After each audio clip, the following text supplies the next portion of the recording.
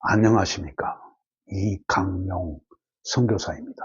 오늘은 챗 GPT로 작성한 설교가 영혼을 변화시킬 수 없다는 제목으로 말씀드리도록 하겠습니다. 우리는 인공지능이 세상을 바꾸는 시대에 살고 있습니다.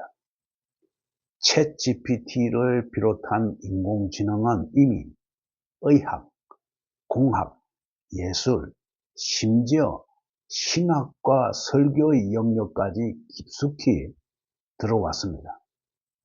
많은 사람들이 이제 어떤 질문이든 인공지능에게 묻고 그것으로 답을 얻고 있습니다. 그런데 놀라운 사실은 챗 GPT가 성경 지식에 대해서는 매우 정확한 답을 준다는 것입니다. 왜냐하면 성경은 이미 완성된 66권으로 변화하지 않는 진리의 말씀이며 그 양이 한정되어 있기 때문입니다. 인공지능이 다루기 어려운 것은 변화무쌍한 법률이나 세법처럼 예외가 많은 영역입니다. 하지만 성경은 변화하지 않기 때문에 인공지능이 그 내용을 정확하게 인용할 수가 있습니다. 그러나 성경 지식을 정확하게 인용할 수 있다는 것이 말씀의 능력을 경험한다는 것과 전혀 다른 얘기입니다. 여기서 우리는 근본적인 질문을 던져야 합니다. 성경을 아는 것이 과연 사람을 변화시키느냐는 것입니다. 성경을 지식으로 아는 것과 성령으로 깨닫는 것은 완전히 다릅니다. 바리새인과 서기관들은 성경을 누구보다 많이 알고 있었지만 그 말씀의 주인공인 예수님을 알아보지 못했습니다. 요한복음 5장 39절 40절에서 예수님은 이렇게 말씀하십니다. 너희가 성경에서 영생을 얻는 줄 생각하고 성경을 상고하거니와 이 성경이 곧 내게 대하여 증언하는 것이니라. 그러나 너희가 영생을 얻기 위하여 내게 오기를 원하지 아니하는도다.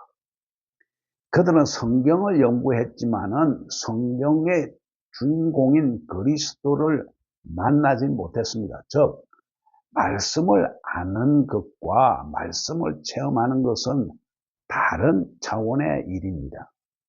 챗 GPT는 성경 지식을 정확히 인용할 수 있지만 그 말씀 속에서 역사하시는 성령의 인재를 체험할 수는 없습니다.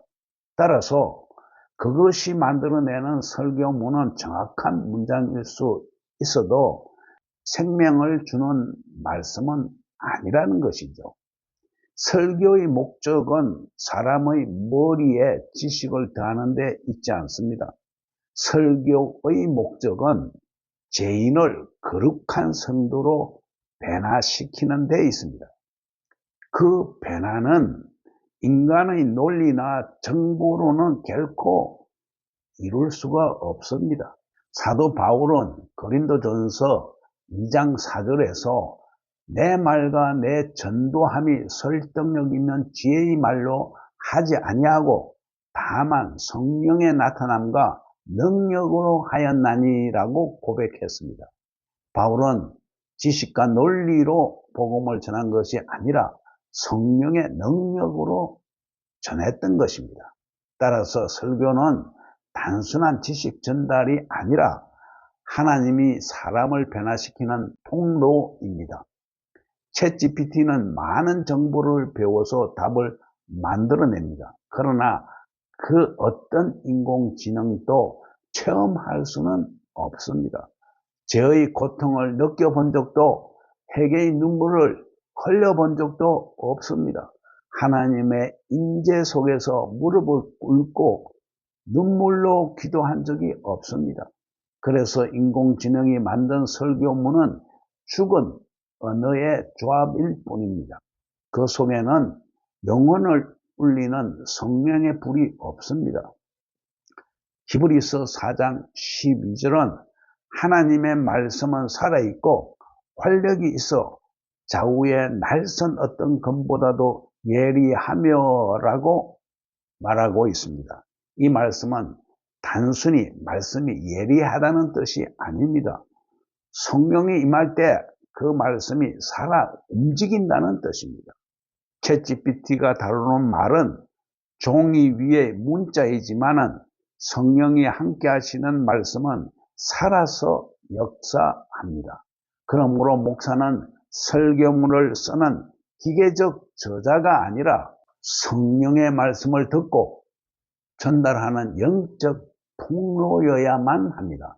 설교를 준비할 때 목사는 먼저 말씀 앞에 엎드려야 합니다. 그때 비로소 설교문이 아니라 하나님의 음성이 만들어지는 것입니다. 오늘날 어떤 목사들은 바쁜 일정 속에서 챗GPT로 설교문을 작성하고 그것을 그의 그대로 낭독하기도 합니다. 하지만 그것은 설교가 아닙니다. 그것은 단지 읽기 행위일 뿐입니다. 설교는 살아있는 하나님과의 만남의 사건입니다. 하나님께서 목사의 심령에 주신 말씀이 기도와 눈물 그리고 체험을 통해 녹아 있을 때 그 말씀이 성도들의 심령을 찢고 회개로 인도합니다. 그렇다고 해서 인공지능을 완전히 배격해야 한다는 뜻은 아닙니다. 챗GPT는 성경의 사실관계를 확인하거나 본문의 배경 정보를 조사할 때 유용한 도구가 될 수 있습니다. 즉, 보조 재료로서의 역할은 충분히 가능합니다. 예를 들어 설교자가 어떤 본문에 대한 해석이나 헬라어, 히브리어 단어 의미를 빠르게 확인하고자 할 때 챗GPT를 사용할 수 있습니다. 그러나 그 결과문을 그대로 하나님의 말씀으로 선포한다면 그 순간 설교는 인간의 것이 되고 맙니다. 요한복음 6장 63절에서 예수님은 말씀하셨습니다. 살리는 것은 영이니 육은 무익하리라. 내가 너희에게 이른 말이 영이요 생명이라. 하나님의 말씀은 성령이 함께 하실 때만 생명이 됩니다. 성령이 빠진 말씀은 지식이요 성령이 임한 말씀은 능력입니다. 따라서 오늘날 설교자는 지식과 영성의 균형을 잃지 말아야 합니다. 챗GPT가 성경 지식을 정확하게 전달하더라도 그 지식이 사람을 변화시키는 힘을 가지려면 성령의 임재가 반드시 함께 해야만 합니다. 오늘날 교회는 새로운 기술을 빠르게 받아들이고 있습니다. 온라인 예배, 디지털 성경, 인공지능 자막 등은 분명 편리합니다. 그러나 교회의 본질은 기술이 아니라 성령의 공동체입니다. 사도행전의 초대 교회는 인공지능도 스피커도 영상 장비도 없었습니다. 그럼에도 불구하고 그들은 성령의 충만함으로 세상을 뒤흔들었습니다. 오늘의 교회가 다시 회복해야 할 것은 기술의 능력이 아니라 성령의 능력입니다.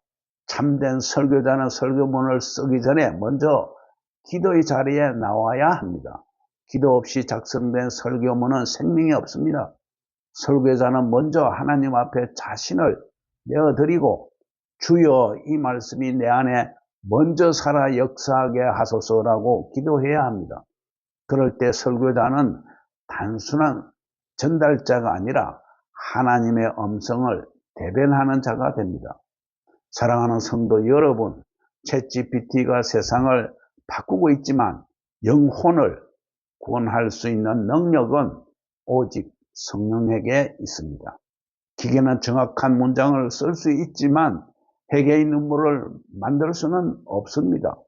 성령의 불만이 사람의 마음을 녹이고 변화시킬 수 있습니다. 그러므로 모든 목사와 설교자는 다시 처음으로 돌아가야 합니다. 말씀 앞에 엎드리고 기도하고 성령의 음성을 들어야 합니다. 그럴 때만 설교는 단순한 문장이 아니라 하나님께서 지금도 말씀하시는 사건이 됩니다. 오늘은 여기까지 하겠습니다. 감사합니다.